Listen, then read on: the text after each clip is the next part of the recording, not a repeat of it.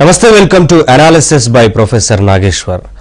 ఈరోజు నిన్న కేంద్రం ప్రవేశపెట్టిన బడ్జెట్కి సంబంధించి అనేక అంశాలకు సంబంధించి మాట్లాడడానికి ప్రస్తుతం మన స్టూడియోలో అందుబాటులో ఉన్నారు ప్రొఫెసర్ నాగేశ్వర గారు. వారిని అడిగి బడ్జెట్లోని విషయాలపై మాట్లాడదాం. సార్ నమస్కారం. సార్, నిన్న కేంద్రం ప్రవేశపెట్టిన బడ్జెట్కి సంబంధించి ఓవరాల్గా మీ విశ్లేషణ ఏంటి?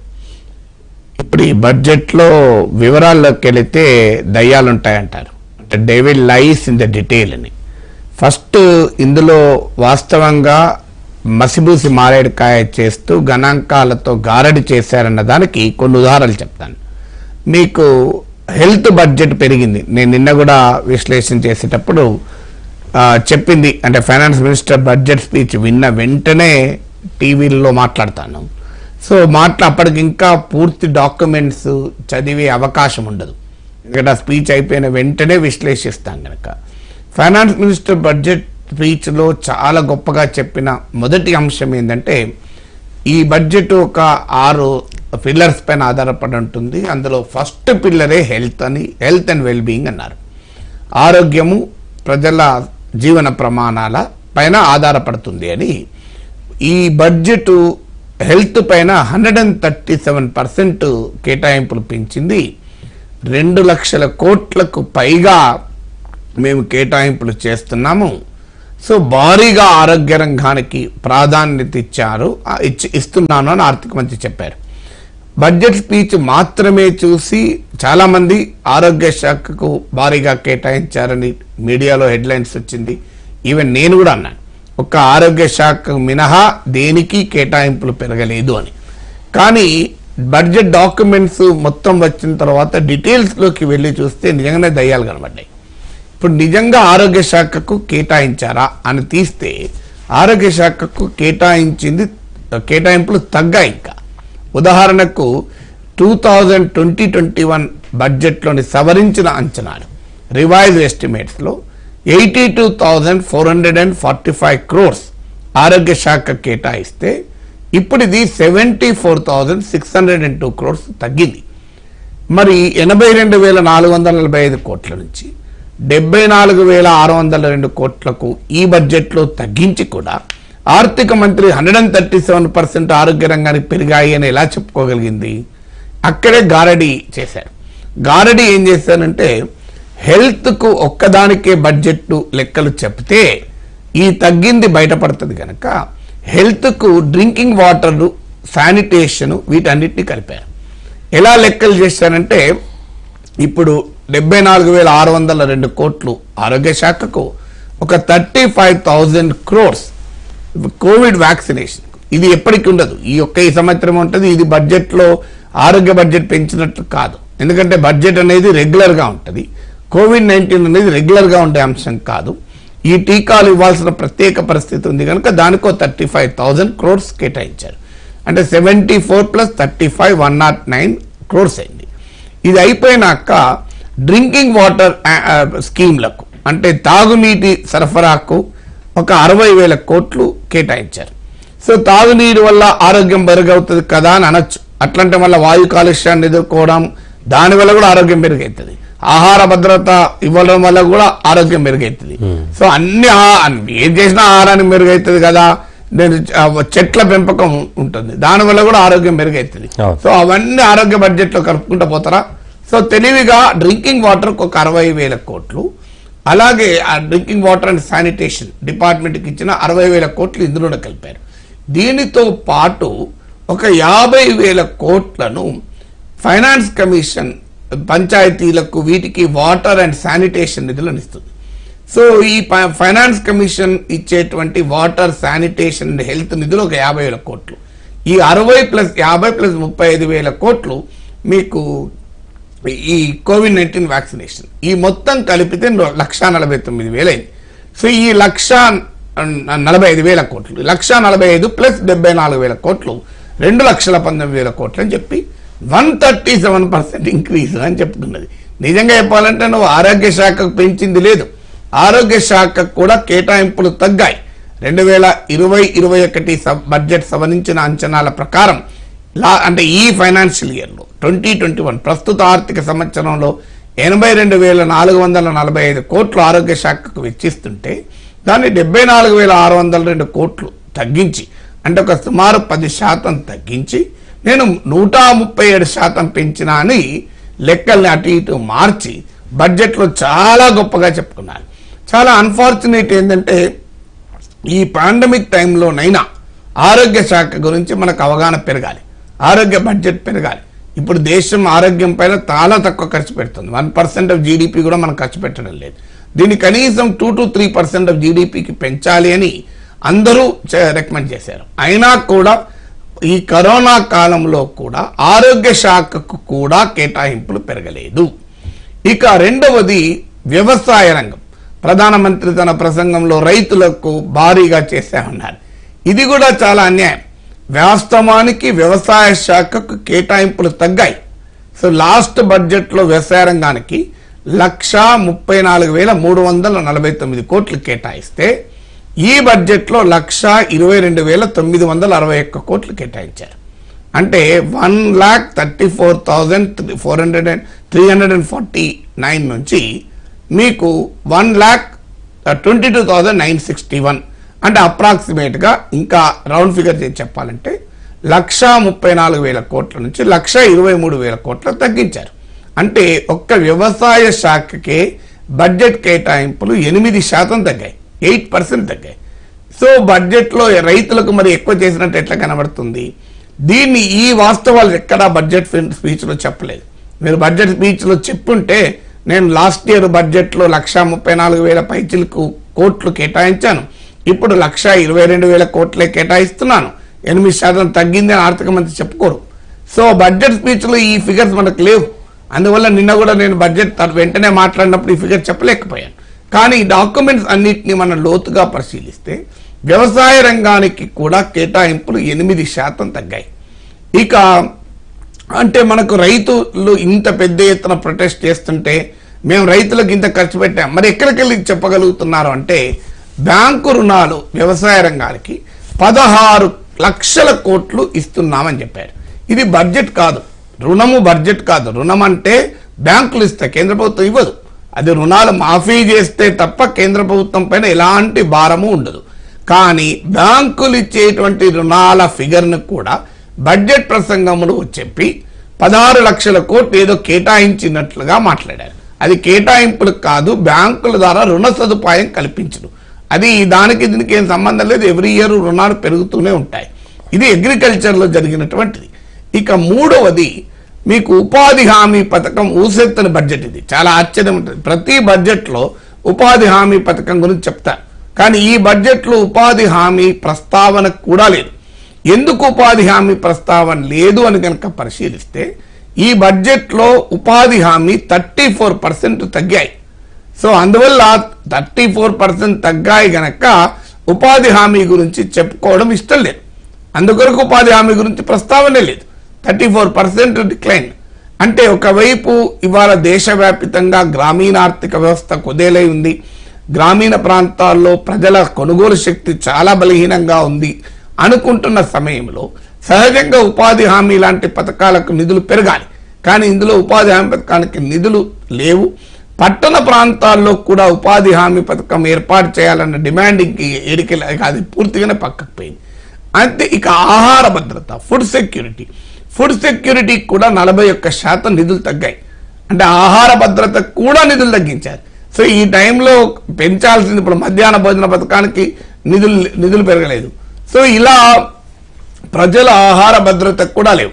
ఇప్పటిదాకా ఎంఎస్పి చాలా పెద్ద ఎత్తున రైతులకు ఇస్తున్నామని చెప్పారు. కానీ బడ్జెట్ స్పీచ్లోనే కేంద్ర ఆర్థిక మంత్రి ఒప్పుకున్నది ఏంటంటే 1,54 crore 1,54 లక్షల రైతులకు, వరి గోధుమలు పండించే రైతులకు మాత్రమే ఎంఎస్పి వర్తిస్తోందని కూడా ఆర్థిక మంత్రి చెప్పారు. అంటే దేశంలో అత్యధిక రైతులు ఇవాళ ఎంఎస్పి ద్వారా ప్రభుత్వం కొనుగోలు చేయడం లేదు అని చాలా స్పష్టంగా అర్థమైంది. సో ఇలా మనము అందుకే అంటున్నాను devil lies in the detail అని ఎందుకు అంటున్నానంటే మనం ఇందులో లోతుల్లోకి వెళితే చాలా విచిత్రమైనటువంటి అంశాలు కనబడతాయి. మరి ఇలా ఎందుకు జరుగుతుందంటే మొత్తం బడ్జెట్ పెరగలేదు.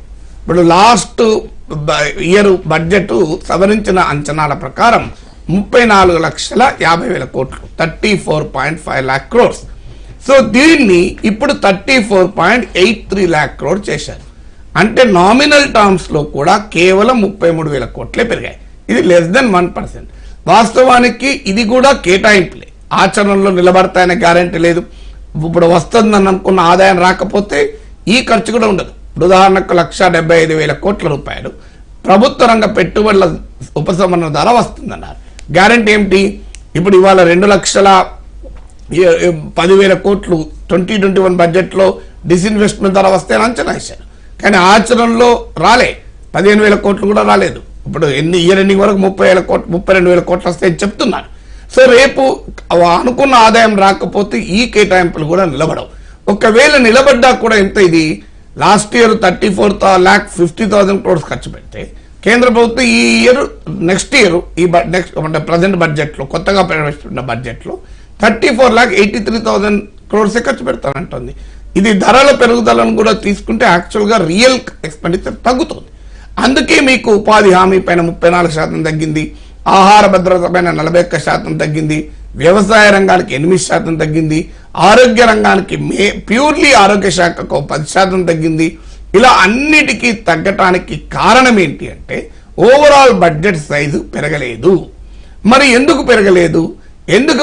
అంటే ప్రభుత్వము ఆదాయ వర్గాలు సంపన్న వర్గాల నుంచి పన్నులు వసూలు చేసుకోవడానికి సిద్ధంగా లేదు. వారికి ఏ రకంగా భారాన్ని కల్పించదలుచుకోలేదు. మీకు కరోనా టైంలో అత్యధికంగా కార్పొరేట్ ప్రాఫిట్స్ పెరిగాయి. మరి పెరిగినప్పుడు వారి నుంచి వచ్చే పన్ను పెరగాలి కదా. కానీ ఈ బడ్జెట్లో చాలా క్లియర్గా చెప్పారు, పన్ను పెరగడం కాదు తగ్గిస్తున్నారు. ఇప్పుడు మీకు విచిత్రం ఏంటంటే ఆ corporate income tax last year బడ్జెట్లో అంచనా వేసింది ఏంటంటే 6.81 lakh crores వస్తుంది అని అంచనా వేశారు. 6.81 లక్షల కోట్లు. ఈ బడ్జెట్లో అది 5.47 lakh crores అన్నారు. అంటే అర్థమైంది, కార్పొరేట్ల నుంచి పన్ను తక్కువ వసూలు చేస్తాము అని ఈ బడ్జెట్లో చెప్పుకున్నారు. ఇక పర్సనల్ ఇన్కమ్ ట్యాక్స్ తీసుకుంటే 6.38 lakh crores లాస్ట్ ఇయర్ బడ్జెట్లో చెప్పారు. ఈ ఇయర్ 5.61 lakh crores వసూలు చేస్తామంటున్నారు. అంటే మీకు ఈవెన్ మీకు కార్పొరేట్ ఇన్కమ్ ట్యాక్స్ అంతకు ముందు కన్నా తక్కువ వస్తుందని చెప్తున్నారు. అలాగే మీకు పర్సనల్ ఇన్కమ్ ట్యాక్స్ అంతకు ముందు కన్నా తక్కువ వస్తుంది అంటున్నారు. అందులో మెయిన్గా కార్పొరేట్ ఇన్కమ్ ట్యాక్స్ చాలా తక్కువ వస్తుందని ప్రభుత్వమే చెప్తుంది. సో ఇలా ప్రభుత్వమే చెప్పడంలో ఉద్దేశం ఏంటి అంటే చాలా క్లియర్గా మేము కార్పొరేట్ల నుంచి అధిక ఆదాయ వర్గాల నుంచి మేము తక్కువ పన్నులు వసూలు చేస్తాము అని ఓపెన్గా ప్రభుత్వం చెప్తుంది. తక్కువ పన్నులు వసూలు చేయడం ద్వారా ఇవాళ అనేక రంగాల కేటాయింపులు తగ్గాయి. రాష్ట్రాలకు కూడా లాస్ట్ ఇయర్ బడ్జెట్తో పోలిస్తే రాష్ట్రాలకు ఇచ్చే నిధులు 40,000 కోట్లు తగ్గుతున్నాయి. ఇవాళ బడ్జెట్ స్పీచ్లో ఆర్థిక మంత్రి చెప్తారు 42%, 41% మేము మా పన్నుల్లో రాష్ట్రాలకు ఇస్తున్నామని. కానీ వాస్తవంగా ఇస్తున్నది ఇంత బడ్జెట్ లెక్కలు మనం జాగ్రత్తగా గమనిస్తే లాస్ట్ బడ్జెట్లో అది 33%గా వర్కౌట్ అయింది. ఇప్పుడైతే 30% అవుతుంది. అంటే కేంద్ర పన్నుల్లో 30% మాత్రమే రాష్ట్రాలకు వస్తుంది. మరి ఎందుకు 41% అని ఫైనాన్స్ కమిషన్ రికమెండ్ చేసింది కదా. 42% జమ్మూ కాశ్మీర్ రాష్ట్రాన్ని కేంద్రపాలిత ప్రాంతం చేశాక 1% తీసేసి 41% రాష్ట్రాలకు కేటాయిస్తున్నారని చెప్తున్నారు. మరి నిజంగా 41% రావడం లేదు. లాస్ట్ ఇయర్ 33% వచ్చింది కేంద్ర పన్నుల్లో రాష్ట్రాల వాటా. ఈ ఇయర్ ఇంకా తగ్గి 30% వస్తుంది. అంటే రాష్ట్ర బడ్జెట్తో పోలిస్తే ఒక 40,000 కోట్లు రాష్ట్రాలు తగ్గుతున్నాయి. ఎందుకు తగ్గుతున్నాయంటే కేంద్ర ప్రభుత్వం తెలివిగా ఇక్కడ కూడా గారడీ చేస్తుంది. ఏమిటా గారడీ అంటే రాష్ట్రాలతో పంచుకోవాల్సిన పన్నులేమో తగ్గిస్తుంది, రాష్ట్రాలతో పంచుకోవాల్సిన అవసరము లేని పన్నులో సెస్సులేమో పెంచుతోంది. సెస్సులు పెంచుతోంది, పన్నులు తగ్గిస్తోంది. సెస్సులేమో పూర్తిగా కేంద్రానికే చెందుతాయి, పన్నులు మాత్రం రాష్ట్రాలతో పంచుకోవాలి. వాస్తవంగా అది పన్నైనా సెస్ అయినా ప్రజల నుంచి ప్రభుత్వాలు వసూలు చేసేది. కానీ దాని పేరు మార్చి కేంద్రం తన దగ్గరే ఉంచుకునేందుకు సెస్సుల రూపంలో వసూలు చేస్తుంది. ఇప్పుడు ఉదాహరణకు పెట్రోల్ పైన basic excise duty, special excise duty తగ్గించి ఆ మేరకు అగ్రికల్చరల్ ఇన్ఫ్రాస్ట్రక్చర్ డెవలప్మెంట్ సెస్ పెంచారు. 2.5 పెట్రోల్ పైన, 4 రూపాయలు డీజిల్ పైన. మరి ఎందుకు చేశారు? కేంద్రానికి వచ్చే లాభం ఏంటి? ఒక దగ్గర తగ్గించి ఇంకో దగ్గర పెంచారు. కేంద్రానికి అదనంగా వచ్చే లాభం ఏంటి అంటే ఎక్సైజ్ డ్యూటీ కనుక పెట్రోల్ డీజిల్ పైన విధిస్తే అందులో రాష్ట్రాలకు వాటా ఇవ్వాలి, కానీ సెస్ విధిస్తే రాష్ట్రాలకు వాటా ఇవ్వాల్సిన అవసరం లేదు. ఆ రకంగా రాష్ట్రాల ఆదాయాలకు కూడా సుమారు 40,000 కోట్ల రూపాయలు ఈ బడ్జెట్లో గండి కొడుతున్నారు. అందువల్ల నీకు ఎక్కడైతే ఆదాయాన్ని సంపాదించుకోవాలో అక్కడ ఆదాయాన్ని సంపాదించుకోవటానికి ప్రభుత్వాలు సిద్ధంగా లేవు. కేంద్ర ప్రభుత్వం బడా కార్పొరేట్ల నుంచి కరోనా టైంలో భారీగా లాభాలు సంపాదించిన వారి నుంచి ఆదాయాన్ని తెచ్చుకోవడానికి సిద్ధంగా లేదు గనక ప్రజల సంక్షేమానికి ఖర్చు పెట్టడానికి వాళ్ళ నిధులు లేని పరిస్థితి వచ్చింది. కీలకమైన వ్యవసాయ రంగం, ఆరోగ్య రంగంతో సహా అన్ని రంగాలకు కేటాయింపులు భారీగా తగ్గాయి. సో ఇందులో ఈ రకంగా నిధులు పెద్ద ఎత్తున ప్రజా సంక్షేమ రంగాలకే తగ్గిస్తే ఆర్థిక వ్యవస్థ ఎలా ఊతమొస్తుంది, ఆర్థిక వ్యవస్థకి ఎలా టానిక్ గా పనిచేస్తుందో అది ఎవరికి అర్థం కాని అంశం. దీనివల్ల ఉపాధి ఎలా పెరుగుతుంది, ఆదాయాలు ఎలా పెరుగుతాయి. ఇవాళ ప్రజలకు రిలీఫ్ ఇస్తే ప్రభుత్వానికి వాస్తవంగా ఎకానమీ డెవలప్ అవుతుంది. మీకు ఒక్క ఉదాహరణ చెప్తాను. అందరూ ఆశించింది ఏంటంటే పర్సనల్ ఇన్కమ్ ట్యాక్స్ లో ముఖ్యంగా తక్కువ బ్రాకెట్ ఉన్న వారిలో ఇది కాస్తంతన్న ఉపశమనం ఇస్తుంది అని అనుకున్నారు. ఇవాళ దేశంలో సుమారు 1.5 కోటి ఇన్కమ్ ట్యాక్స్ కడుతున్నారు అనుకుందాం. ఇందులో 88% 1.5 లక్షలు మాత్రమే కడుతున్న వాళ్ళు. సో సారీ, ఇన్కమ్ ట్యాక్స్ కట్టే వాళ్ళ నెంబర్ తేడా ఉండొచ్చు, కానీ దేశంలో 1.5 lakh ఏడాదికి 1.5 లక్షల లోపే ఆదాయ పన్ను కడుతున్న వారు 88%.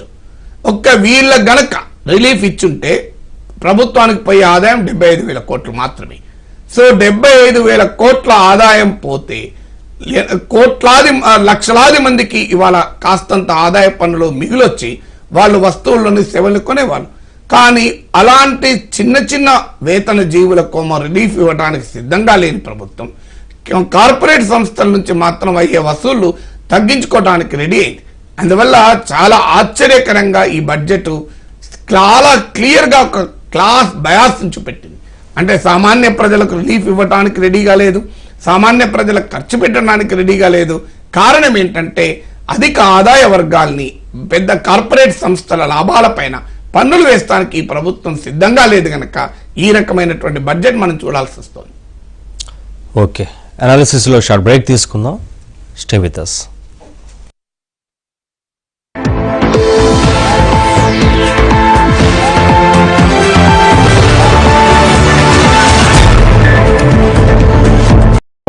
ఎక్కడైనా నగలు కొనండి, అది ప్రాబ్లం కాదు. కానీ ఎక్కడ ధర తక్కువ ఉందో చెక్ చేయకుండా కొనడం పెద్ద ప్రాబ్లం. మీరు కష్టపడి సంపాదించిన డబ్బు గాలిలో కలిసినట్టు అవుతుంది. ఏ నగలు కొన్నా ఒక్కసారి మీ లలితా జ్యువెలరీలో ధరలు కంపేర్ చేయండి. వేలల్లో సేవ్ చేస్తారు.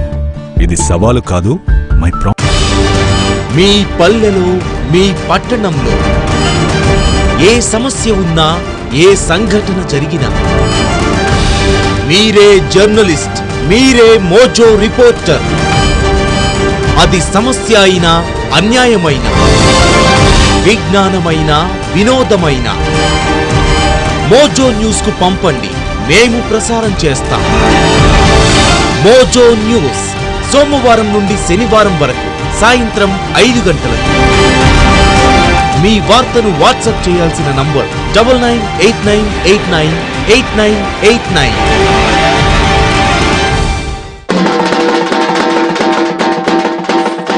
మా పంచాయతీలో వినండో వినండి, రారండో రారండో.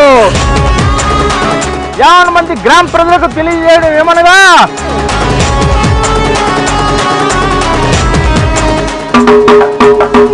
మన ఊరు బొడ్రాయి గుర్తుగా మన ఊరు గ్రామ దేవత సాక్షిగా పల్లెలోని ప్రతి గ్రామస్తుల మాటగా మేము ముందుకు వస్తున్నాను. మన ఊరు గ్రామ పంచాయతీ ఎన్నికల్లో మన ఊళ్ళో జరిగే ప్రతి రాజకీయ చిత్ర విచిత్రాలని మీ కళ్ళ ముందు ఉంచేందుకు మన రచ్చబండ దగ్గరికి రై రై అనుకుంటూ వస్తున్నారు.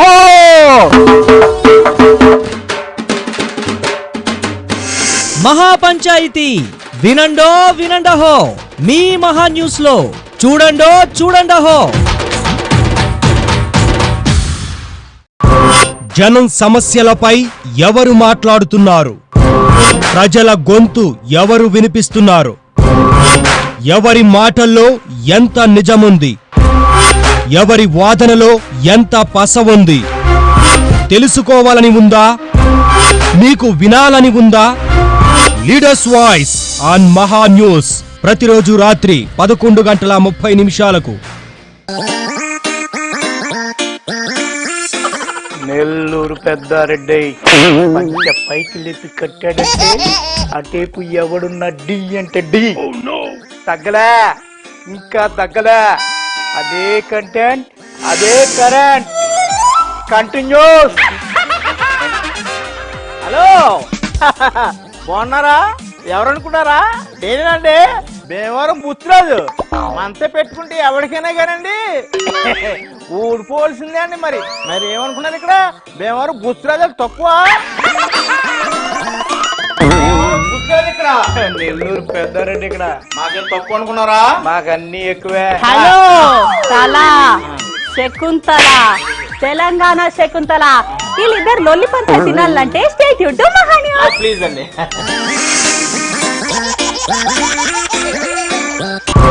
జనం సమస్యలపై ఎవరు మాట్లాడుతున్నారు? ప్రజల గొంతు ఎవరు వినిపిస్తున్నారు? ఎవరి మాటల్లో ఎంత నిజముంది? ఎవరి వాదనలో ఎంత పస ఉంది? తెలుసుకోవాలని ఉందా? మీకు వినాలని ఉందా? లీడర్స్ వాయిస్ ఆన్ మహా న్యూస్ ప్రతిరోజు రాత్రి 11:30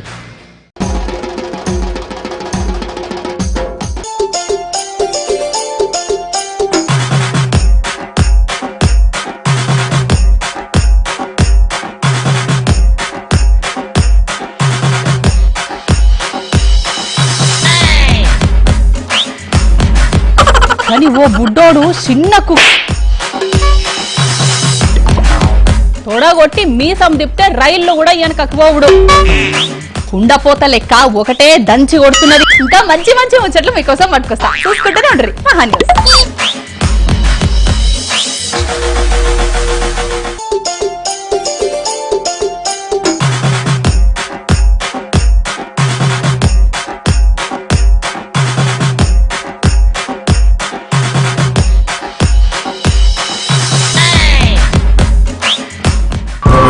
జనం సమస్యలపై ఎవరు మాట్లాడుతున్నారు? ప్రజల గొంతు ఎవరు వినిపిస్తున్నారు? ఎవరి మాటల్లో ఎంత నిజముంది? ఎవరి వాదనలో ఎంత పస ఉంది? తెలుసుకోవాలని ఉందా? మీకు వినాలని ఉందా? లీడర్స్ వాయిస్ ఆన్ మహా న్యూస్ ప్రతిరోజు రాత్రి 11:30 మా పంచాయతీలో వినండి, రారండు. యావన మంది గ్రామ ప్రజలకు తెలియజేయడం ఏమనగా,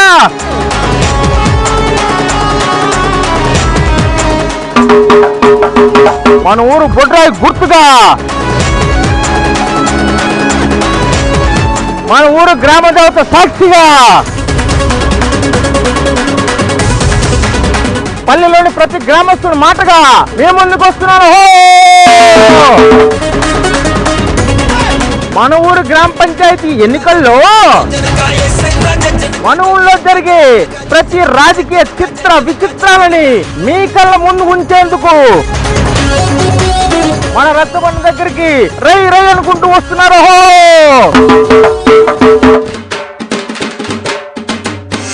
మహాపంచాయతీ వినండో మీ మహా న్యూస్ లో చూడండో.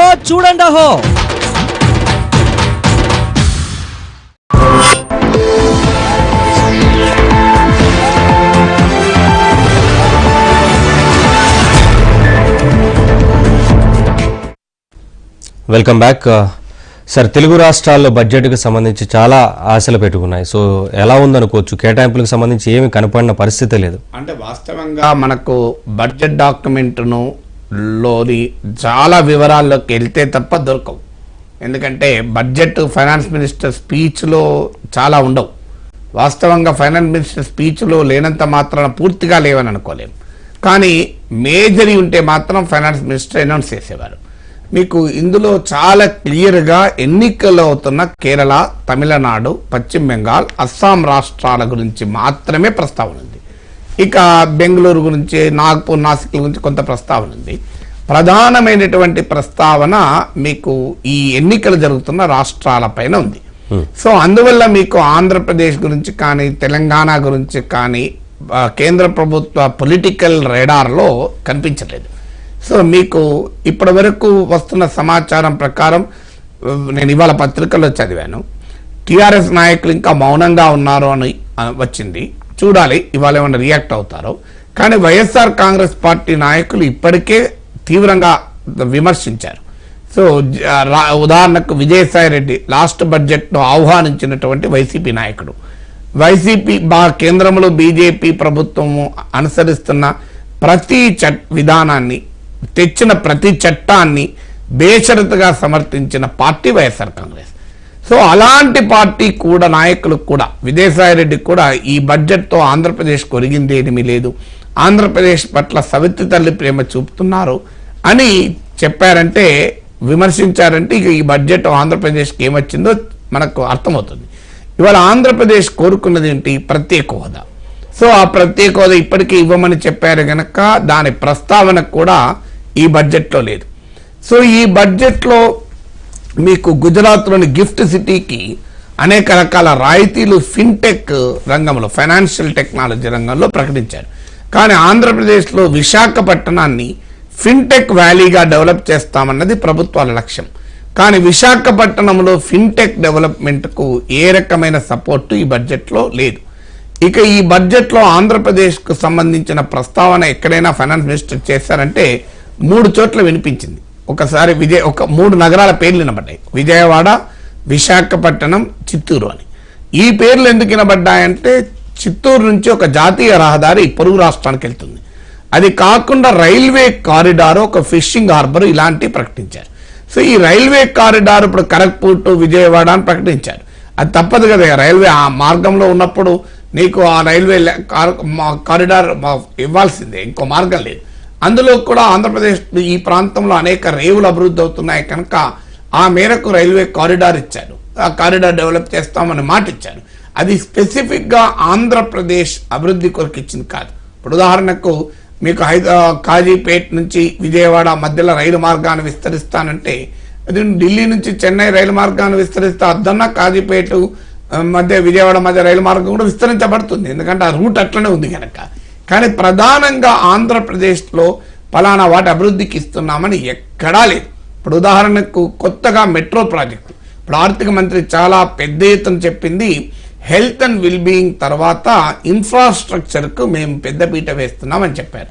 సో ఇప్పుడు ఇన్ఫ్రాస్ట్రక్చర్కు పెద్దపీట వేస్తే అందులో ముఖ్యమైనది ఏంటంటే మెట్రో రంగానికి పెద్దపీట వేస్తున్నాం. కొత్తగా న్యూ టెక్నాలజీస్ కూడా వచ్చాయి. ఈ న్యూ టెక్నాలజీస్తో టైర్ 2 సిటీలకు కూడా మెట్రో విస్తరిస్తామని చెప్పారు. కానీ వాస్తవంగా మెట్రో ప్రాజెక్టులు ఎవరికి ఇచ్చారు? 65,000 కోట్లతో Chennai metro, Kochi metro, Bengaluru metro, Nagpur and నాసిక్లకు ఇచ్చారు. కానీ మీకు విజయవాడ మెట్రో గురించి ప్రస్తావన లేదు. అఫ్కోర్స్ విజయవాడ మెట్రో పట్ల రాష్ట్ర ప్రభుత్వం కూడా పెద్దగా పట్టించుకున్నట్లేదు. అంతకుముందు ఉన్న ప్రభుత్వానికి అది ఒక ప్రధాన ప్రియారిటీ ఉండే. అమరావతి రాజధానిగా ప్రభుత్వం భావించింది, గత ప్రభుత్వం భావించింది కనుక విజయవాడ మెట్రో ఒక కీలక ప్రాధాన్యతగా గత తెలుగుదేశం ప్రభుత్వానికి ఉండే, ఎందుకంటే అది అమరావతిని కలుపుతుంది కనుక. ఎప్పుడైతే జగన్మోహన్ రెడ్డి ప్రభుత్వం అమరావతి నుంచి రాజధానిని విశాఖకు తరలించాలని అనుకున్నారో, అమరావతి రాజధాని లేనప్పుడు ఇక విజయవాడ మెట్రో ప్రాధాన్యత లేదు. అందువల్ల ఆంధ్రప్రదేశ్ రాష్ట్ర ప్రభుత్వానికే ప్రాధాన్యత పోయినప్పుడు ఇక ఆటోమేటిక్గా కేంద్ర ప్రభుత్వం కూడా విజయవాడ మెట్రో ప్రస్తావన లేదు. పోనీయండి, ఇప్పుడు రాష్ట్ర ప్రభుత్వం ఎగ్జిక్యూటివ్ క్యాపిటల్ విశాఖకు మార్చాలనుకుంటోంది కనుక విశాఖ మెట్రోకు సహకరించమని అడిగారు. అంటే రాజధాని మారినా మారకపోయినా విశాఖ మహానగరానికి మెట్రో సదుపాయానికి కేంద్రం సహకరించాలి. కానీ ఎక్కడా కూడా ఈ బడ్జెట్లో విశాఖ మెట్రో గురించి ప్రస్తావన లేదు. మీరు Kochi metro, Chennai metro, Bengaluru metro, Nagpur metro, Nashik metro అన్నప్పుడు మీకు మరి విశాఖ మెట్రో గురించి ఎందుకు ప్రస్తావన లేదు? విశాఖను కాదు, మీకు టైర్ 2 సిటీస్ రాజమండ్రి కానీ, తిరుపతి కానీ, తెలంగాణలో వరంగల్ కానీ, కరీంనగర్ కానీ, మరి ఈ నగరాల ప్రస్తావన కూడా ఎక్కడా ఈ బడ్జెట్లో లేదు.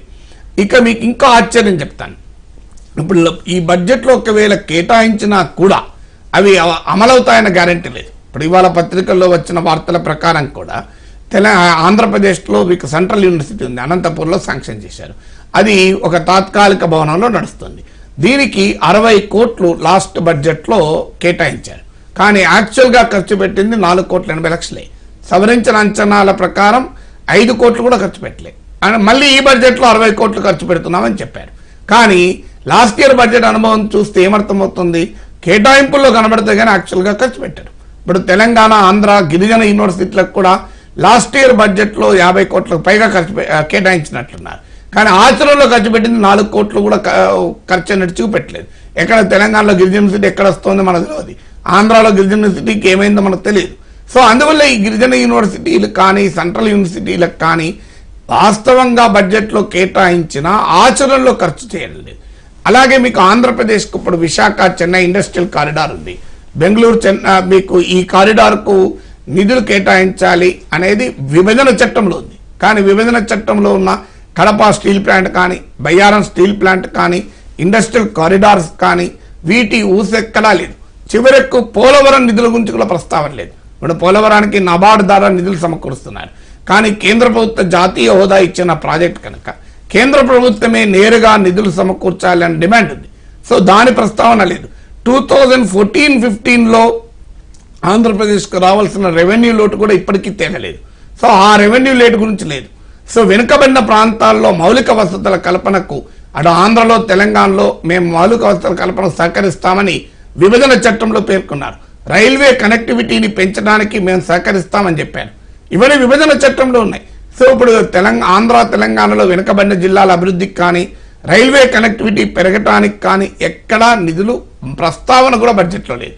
అలాగే గత కాంగ్రెస్ ప్రభుత్వంలో హైదరాబాద్కు ITIR ప్రాజెక్ట్ ఇచ్చారు. సో ఈ ప్రాజెక్ట్ను రద్దు చేశారు ఎన్డీఏ ప్రభుత్వం వచ్చాక. సో దీన్ని పునరుద్ధరించాలి, హైదరాబాద్ ఒక పెద్ద IT సిటీగా డెవలప్ అవుతుంది కనుక ఇవ్వాలి అనే డిమాండ్ చాలా ఇటీవల GHMC ఎన్నికల సమయంలో కూడా మనం విన్నాం.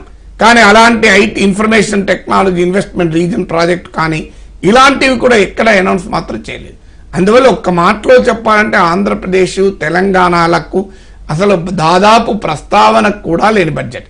అంటే కేంద్ర ప్రభుత్వ పొలిటికల్ రాడార్లో 2 తెలుగు రాష్ట్రాలకు ఏ రకమైన ప్రాధాన్యత లేదు అనేది క్లియర్గా కనబడుతుంది.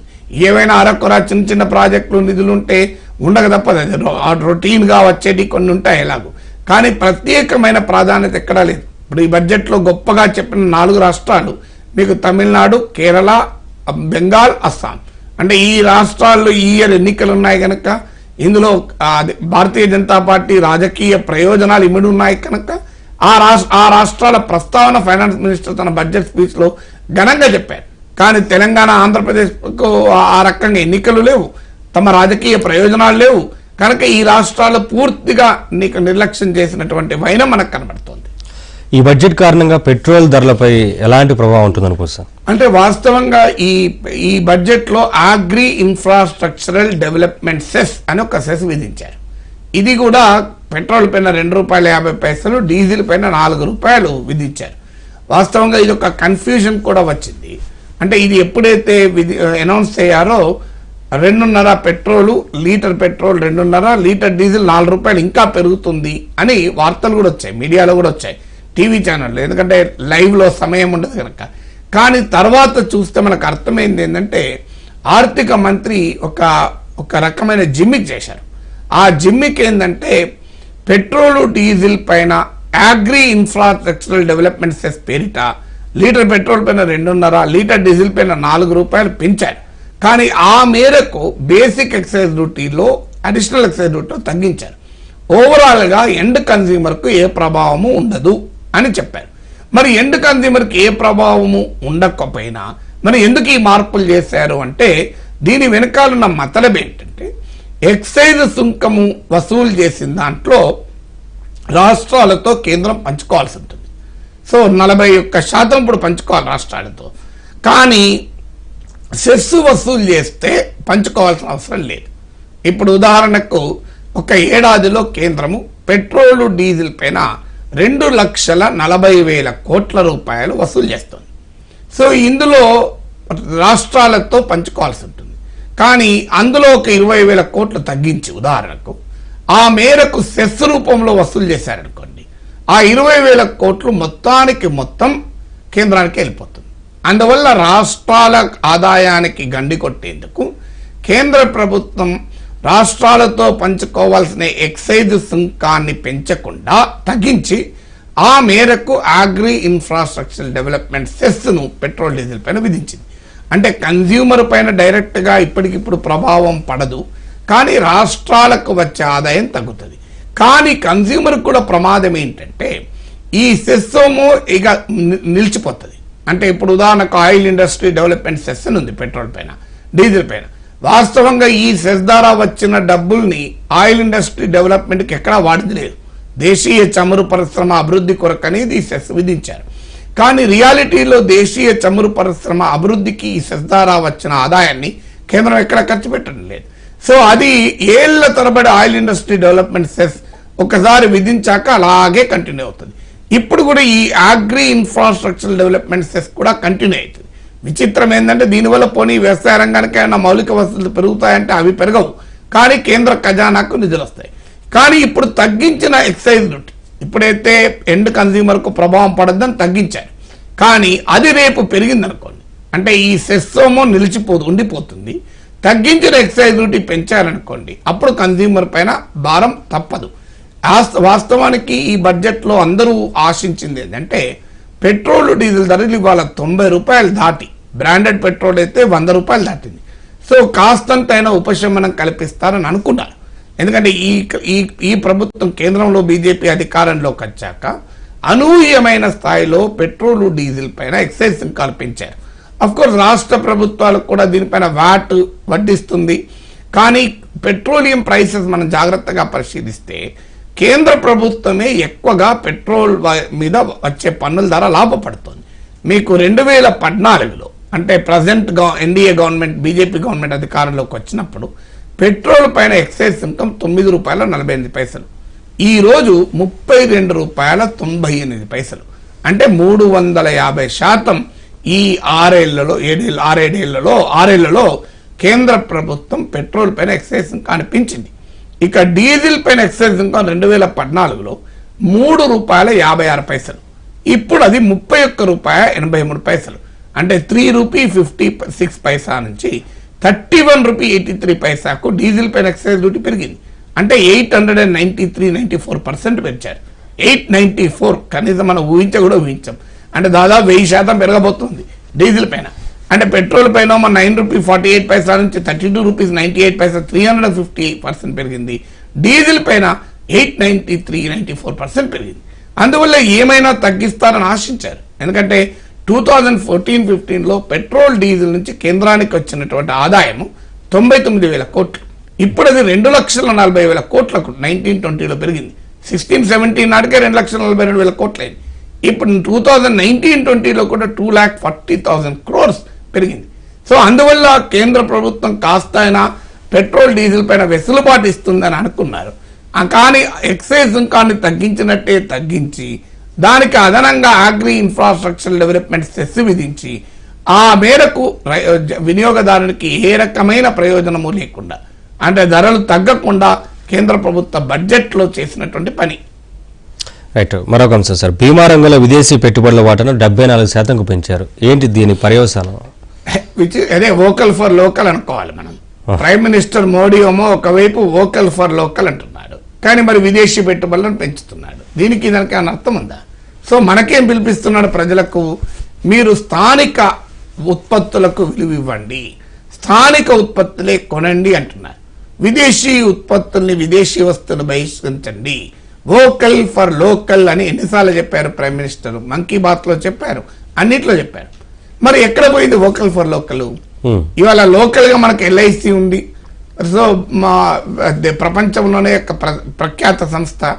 కానీ ఇవాళ ఫారిన్ డైరెక్ట్ ఇన్వెస్ట్మెంట్ ఎల్ఐసిలోకి ఇన్సూరెన్స్ రంగంలోకి తీసుకురావడం ద్వారా స్థానిక దేశీయ బీమా కంపెనీల మార్కెట్ ను కొల్లగొట్టేందుకు అవకాశాలు కల్పిస్తున్నారు. మరి ఎక్కడ వోకల్ ఫర్ లోకల్ నినాదం ఎక్కడ పోయిందో తెలియదు. మరి విదేశీ బీమా సంస్థల మీద ఎందుకింత ప్రేమ? సో ఇవాళ భారతదేశంలో బీమా సదుపాయాన్ని కల్పించడంలో మన బీమా కంపెనీలు ఏమైనా ఫెయిల్ అయ్యాయా? ఎల్ఐసి దగ్గర నిధులు లేవా? భారీగా నిధులు ఉన్నాయి. ఎల్ఐసియే కాకుండా ప్రైవేట్ బీమా కంపెనీలు ఇప్పటికే ఉన్నాయి. ఈవెన్ ఇప్పటికే బీమా రంగంలో 49% ఉంది, కానీ ఇప్పుడు 74% ఇస్తున్నారు. అంటే ఏం జరుగుతుంది? 49% ఉన్నప్పుడేమో ఫారిన్ కంపెనీకి డామినేషన్ ఉండదు, మేనేజ్మెంట్ కంట్రోల్ ఇండియన్ పార్ట్నర్ పైన ఉంటుంది. నువ్వు ఎప్పుడైతే ఎఫ్డిఐని 74%కు పెంచుతున్నావో ఫారిన్ కంపెనీకి డామినేషన్ ఉంటుంది. అఫ్ కోర్స్ దానికి కొన్ని సేఫ్టీస్ అని చెప్పి బోర్డులో ఇండియన్స్ ఉండాలి ఇలాంటివి చెప్పారు, కానీ ఎన్నున్నా ఆటోమేటిక్గా పెట్టుబడి పెట్టినది రాజ్యం ఉంటుంది. సో 74% విదేశీ పెట్టుబడులను ఆహ్వానించడం ద్వారా దేశంలోని ప్రైవేటు బీమా కంపెనీల పైన విదేశీ యాజమాన్యానికి అవకాశం ఇస్తావు. ఇచ్చినప్పుడు ఏమి ప్రమాదము? ఈ ఇన్సూరెన్స్ అనేదే భవిష్యత్తు, ఇవాళ ఉండదు. ఇప్పుడు ఉదాహరణకు ఒక ఫారిన్ కంపెనీ షర్ట్ అమ్మింది అనుకోండి, నేను ఇవాళ షర్ట్ కొనుక్కుంటాను, క్వాలిటీ ఉంటే ఓకే, క్వాలిటీ లేకపోతే నెక్స్ట్ టైం కొనను, నాకు ఏ ప్రమాదం లేదు. కానీ ఇన్సూరెన్స్లో ఉండే ప్రత్యేకత ఏంటంటే నువ్వు ఒక 20 ఏళ్ళు ఇన్సూరెన్స్ ప్రీమియం కడతావు, కానీ నీకు ఎప్పుడో ప్రమాదం వచ్చినప్పుడు నువ్వుకే అనుకోనిగా ప్రాణం పోతే ఈ ఇన్సూరెన్స్ ఉపయోగపడుతుంది. కానీ 20 ఏళ్ళుగా కట్టాలి. కానీ నేను ఉదాహరణకు ఇప్పుడు నేను 1988లో ఉద్యోగంలో చేరాను, అప్పటి నుంచి నాకు ఎల్ఐసిలో పాలసీ ఉంది. సో ఎప్పుడు ఉపయోగపడుతుందో నాకు తెలియదు, కానీ నేను ఇవాళ నుంచి ఒక ఫారిన్ ఇన్సూరెన్స్ కంపెనీలో నేను ప్రీమియం తీసుకొని కడుతుంటాను. ఒక 10 ఏళ్ళు కడతాను. 10 ఏళ్ల తర్వాత ఆ వ్యక్తి చనిపోయాడు అనుకోండి, అప్పటి వరకు ఈ కంపెనీ ఉంటుందన్న గ్యారెంటీ ఏంటి? ఈ కంపెనీ దివాలా తీసింది అనుకోండి, మరి అప్పుడు ఈ 10 ఏళ్ళు కట్టిన వ్యక్తి ఏం కావాలి? ఈ ప్రమాదం ఉంటుందా లేదా? ఇప్పుడు 2008 గ్లోబల్ ఫైనాన్షియల్ క్రైసిస్ వచ్చినప్పుడు అనేక కంపెనీలు దెబ్బతిన్నాయి, అందులో ముఖ్యమైన ఇన్సూరెన్స్ కంపెనీలు దెబ్బతిన్నాయి. అమెరికన్ ఇన్సూరెన్స్ గ్రూప్, ఏఐజీ లాంటి ప్రఖ్యాత కంపెనీలు కూడా దెబ్బతిన్నాయి. అంటే అర్థం ఏంటి? ఇక్కడ మరి అయితే ఇక్కడ ఎల్ఐసిలో పాలసీ తీసుకుంటే ఈ ప్రమాదం లేదా? లేదు. ఎందుకు లేదు అంటే దేశీయ బీమా కంపెనీలు, అందులో ముఖ్యంగా ప్రభుత్వ రంగంలో ఉన్న లైఫ్ ఇన్సూరెన్స్ కార్పొరేషన్ ఇండియాతో అడ్వాంటేజ్ ఏంటంటే దాని ఆస్తులు ఇక్కడే ఉంటాయి. నీకు ఒకవేళ ఏదైనా పొరపాటున కంపెనీ దివాలా తీసిందనుకోండి, నీకు ఇప్పుడు హైదరాబాద్లో ఉన్న ఎల్ఐసి బిల్డింగ్లు అమ్ముతూనే 100 కోట్లు వస్తాయి, 1000 కోట్లు వస్తాయి. సో ఎల్ఐసికి ఇక్కడే ఆస్తులు ఉన్నాయి. ఒకటి. 2, ఎల్ఐసి దగ్గర ఉన్న డబ్బులు ఎక్కడ పెడుతున్నారు? అత్యధిక భాగం గవర్నమెంట్ సెక్యూరిటీస్లో పెడుతున్నారు, అంటే ప్రభుత్వం దగ్గరే పెడుతున్నారు. సో అందువల్ల నీ డబ్బుకు డోకలేదు. నువ్వు కడుతున్న డబ్బు ఎల్ఐసిలో నువ్వు కడుతున్న డబ్బు ఏదైనా ప్రభుత్వం దగ్గరనే ఉంది, కాదంటే ఆస్తుల రూపంలో ఉంది. అందువల్ల నీకు ఏ ప్రమాదము ఒకవేళ రేపు ఎల్ఐసి దివాలా తీసినా ఉండదు. కానీ ఇవాళ ఎల్ఐసికి ఉన్న అడ్వాంటేజ్ ఏంటంటే ఇవాళ ఎల్ఐసిలో ఉన్న 40 కోట్ల మంది, అంటే గ్రూప్ పాలసీ హోల్డర్లు, ఇండివిజువల్ పాలసీ హోల్డర్లు కలిపితే సుమారు 40 కోట్లు ఉంటారు. సో వీళ్ళందరూ 40 కోట్ల పాలసీలు ఉంటాయి. వీళ్ళందరూ కూడా నాకు ఇప్పటికిప్పుడు నా డబ్బులు కావాలంటే కూడా వాళ్ళందరికీ డబ్బులు చెల్లించినాక కూడా ఇంకా ఎల్ఐసికి కొన్ని లక్షల కోట్లు మిగులుతాయి. అలాంటి ఆర్థిక శక్తి ఉంది, నియంత్రణ ఉంది. ఆ ఎల్ఐసిలో ఉన్న డబ్బులు మన ప్రభుత్వ దగ్గరనే ఉన్నాయి, ఆస్తుల రూపంలో ఉన్నాయి. అందువల్ల మనం పెట్టేటువంటి ప్రీమియంకు ఎలాంటి ప్రమాదము లేదు. దీనికి తోడుగా సావరెన్ గ్యారంటీ ఉంటుంది, అంటే కేంద్ర ప్రభుత్వం గ్యారంటీ ఇస్తుంది, రేపు ఏమన్నా అయితే నేను చెల్లిస్తాను అని. ఇప్పుడు ఇవేవి ఫారినర్కు ఉండదు. ఇలా మనం పెట్టిన డబ్బులన్నీ ఫారినర్ తీసుకుపోయి ఎక్కడ పెడతాడో తెలియదు. అక్కడ ఏదన్నా కొలాప్స్ అయిందనుకోండి, నేను కట్టలేని చేతులు ఎత్తేస్తాడు. మన పక్కనున్న కంపెనీనే మనం ఏం చేయలేకపోతున్నాం, ఫారిన్ కంపెనీ ఏమంటాం మనం. ఇంకొక ప్రమాదం ఏంటంటే ఇవాళ దేశీయ కంపెనీలు, ముఖ్యంగా ప్రభుత్వ రంగంలో ఉన్న ఎల్ఐసి ఎవరికి లోన్లు ఇస్తాయి? ఇవాళ ప్రభుత్వానికి ఇప్పుడు హైదరాబాద్ మున్సిపల్ కార్పొరేషన్కు మంచినీటి పథకం కావాలంటే ఎల్ఐసి లోన్ ఇస్తుంది. కానీ ఫారిన్ కంపెనీ అలా ఇక్కడ లోన్లు ఇస్తాయా? ప్రజల అభివృద్ధికి ప్రజల సొమ్ము ఉపయోగపడుతుందా? అందువల్ల ఈ ఇన్సూరెన్స్ రంగంలో కానీ బ్యాంకింగ్ రంగంలో people's savings for people's development అంటాం. అంటే ప్రజల సేవింగ్స్ ప్రజల అభివృద్ధికి ఉపయోగపడాలి. కానీ ప్రజల సేవింగ్స్ ఎక్కడ పెడతారు?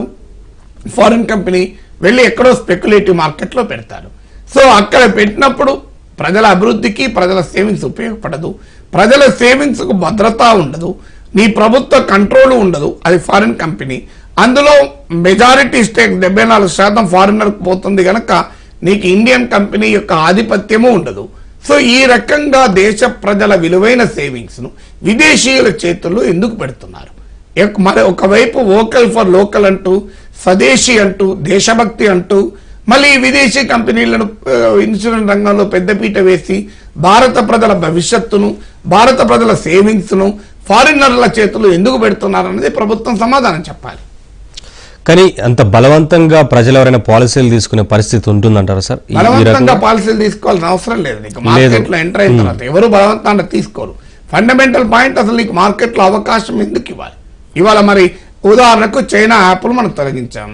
మరి ఎందుకు తొలగించాం? బలవంతంగా యాప్ డౌన్లోడ్ చేయించమని ఎవరైనా చైనా వాడు చెప్తున్నాడా? చేయించాలి. బలవంతాన్ని ఎక్కడ యాప్లు డౌన్లోడ్ చేయరు కదా, నీ ఇష్టం ఉంటేనే డౌన్లోడ్ చేస్తావు కదా. మరి ప్రభుత్వం ఎందుకో చైనా యాప్ల పైన వెయిట్ ఎందుకు వేసింది? మరి చెప్పొచ్చు కదా, ప్రజలారా మీరు చైనా యాప్లు డౌన్లోడ్ చేసుకోకనే చెప్తే అయిపోవు. టిక్ టాక్ ఎవడన్నా బలవంతాన టిక్ టాక్ డౌన్లోడ్ చేసుకోవచ్చు నీ సంగతి చూస్తా అన్నాడు ఎవడన్నా? అనలేదు కదా. మరి టిక్ టాక్ ఎందుకు రద్దు చేసుకున్నావు? సో అంతే, చైనా వాడు మన పైన దాడి చేశాడు కనుక మనం ఇవాళ వాడి యాప్లు రద్దు చేసుకున్నాం. అంటే నీవే చెప్తున్నావు ఒకవైపు, మరి వోకల్ ఫర్ లోకల్ అంటున్నావు, మరి వోకల్ ఫర్ గ్లోబల్ ఎందుకు అవుతున్నావు? గ్లోబల్ కూడా కాదు, ఫారిన్ ఎందుకు అవుతున్నావు? దానికి ఆన్సర్ ఉండాలి కదా. అందువల్ల బలవంతంగా వస్తుందా అనేది కాదు, కానీ నువ్వు మార్కెట్లోకి ఎందుకు ఏలో చేస్తున్నావు? అవసరం కూడా ఏంటి? ఇవాళ దేశ ప్రజల బీమా అవసరాలు తీర్చడానికి దేశంలో ఉన్న కంపెనీలు ఉన్నాయి, ప్రైవేట్ కంపెనీలు కూడా ఉన్నాయి, ఒక ఎల్ఐసీ లేదు. ఆ ప్రైవేట్ కంపెనీలు ఇప్పటికే 49% విదేశీ పెట్టుబడులు కూడా ఉన్నాయి. ఇలా ఇన్సూరెన్స్ రంగంలో డబ్బులు కూడా అవసరం లేదు. ఇన్సూరెన్స్ రంగంలో ఖర్చు ఉండదు నీకు, ఇతర మ్యానుఫ్యాక్చరింగ్ రంగం లాంటిది కాదు.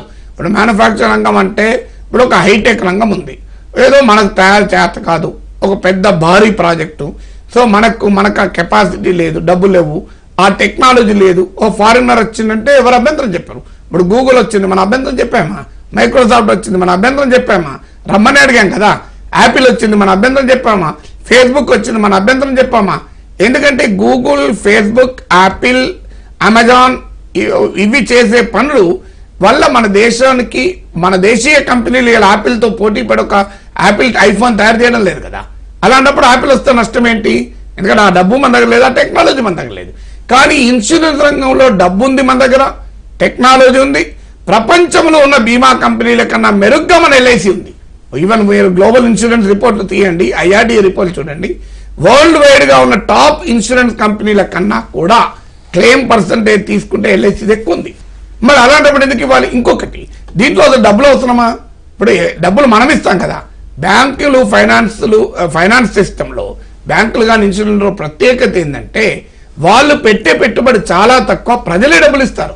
ఇప్పుడు ఒక 100 కోట్లతో ఒక ఇన్సూరెన్స్ కంపెనీ మొదలైంది అనుకోండి, ఒక 10,000 కోట్లు, 50,000 కోట్లు, 1,00,000 కోట్లు ప్రజలే కదా కట్టేది. సో పెట్టుబడి కూడా ఎక్కువ అవసరం ఉన్న రంగం కాదు ఇది, ఇది సర్వీస్ ఇచ్చే రంగం. అదే కాకుండా పోనీయండి, చిన్న చిన్న సాధారణ ప్రజానీకానికి ఏమన్నా ఈ ఫారిన్ కంపెనీలు ఇన్సూర్ చేస్తాయా? ఇలా ఒక రిక్షా పుల్లను ఇన్సూర్ చేస్తాయా? ఒక ఆటో డ్రైవర్లకు ఇన్సూరెన్స్ కల్పిస్తుందా? మళ్ళీ ఆ పని ఎవరు చేయాలి? మళ్ళీ ఆ పని మళ్ళీ ఎల్ఐసీఏ చేయాలి. అంటే రైతులకు ఇన్సూరెన్స్ ఉంటుంది, జీవిత బీమా ఉంటుంది, ఆ పని ఏదైనా ఫారిన్ కంపెనీ చేస్తుందా? చేయదు కదా. సో అందువల్ల డబ్బు అవసరం లేదు, టెక్నాలజీ అవసరం లేదు, మన దేశీయ కంపెనీలు బలంగా ఉన్నాయి. పోనీ అంటే అయినా ఫారిన్ కంపెనీలు కావాలనుకుంటే 49% వాటా ఇప్పటికే అవకాశం ఉంది. మరి కొత్తగా 74% పెంచుకోవాల్సిన కర్మేం పట్టింది అన్నది point. Right, thank you sir. ఇది ఇవాల్టి అనాలిసిస్. నమస్తే.